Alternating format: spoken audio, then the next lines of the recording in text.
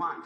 Because that's what Americans do now. They're always willing to trade away a little of their freedom in exchange for the feeling, the illusion of security. What we have now is a completely neurotic population obsessed with security and safety and crime and drugs and cleanliness and hygiene and germs. There's another thing, germs.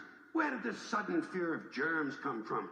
In this country. Have you noticed this? The media constantly running stories about all the latest infections, salmonella, E. coli, hantavirus, bird flu, and Americans they panic easily, so now everybody's running around scrubbing this and spraying that and overcooking their food and repeatedly washing their hands, trying to avoid all contact with germs. It's ridiculous, and it goes to ridiculous lengths. In prisons, before they give you a lethal injection, they swab your arm with alcohol.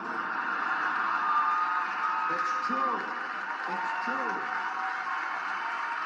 It's true. Well, they don't want you to get an infection. And you can see their point. Wouldn't want some guy to go to hell and be sick.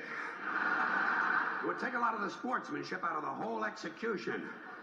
Fear of germs. Why, these fucking pussies. You can't even get a decent hamburger anymore. They cook the shit out of everything now because everybody's afraid of food poisoning. Hey, where's your sense of adventure? Take a fucking chance, will you? You know how many people die in this country from food poisoning every year? 9,000. That's all. It's a minor risk.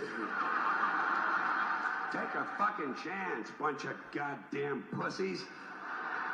Besides, what do you think you have an immune system for? It's for killing germs.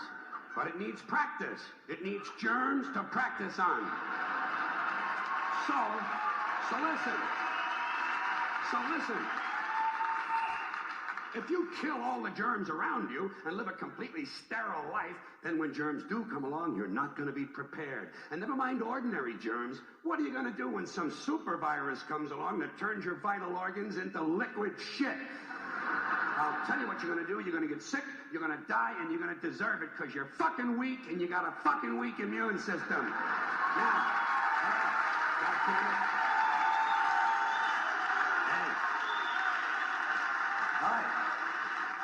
Let me tell you a true story about immunization, okay? When I was a little boy in New York City in the 1940s, we swam in the Hudson River, and it was filled with raw sewage, okay?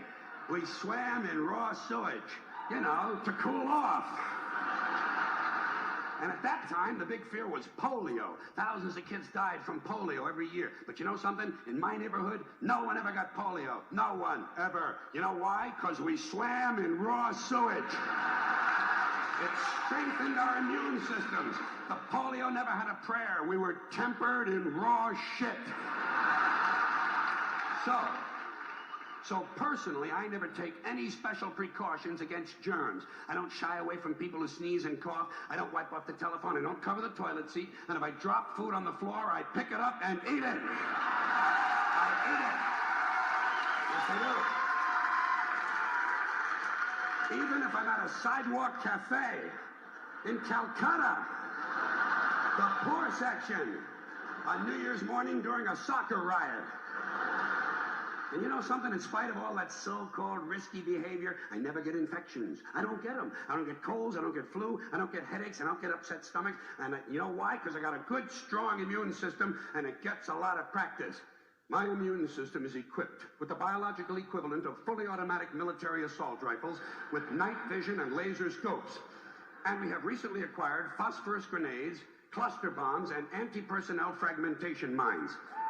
So, when my white blood cells are on patrol, reconnoitering my bloodstream, seeking out strangers and other undesirables, if they see any suspicious-looking germs of any kind, they don't fuck around. They whip out the wax and weapons, they wax the motherfucker, and deposit the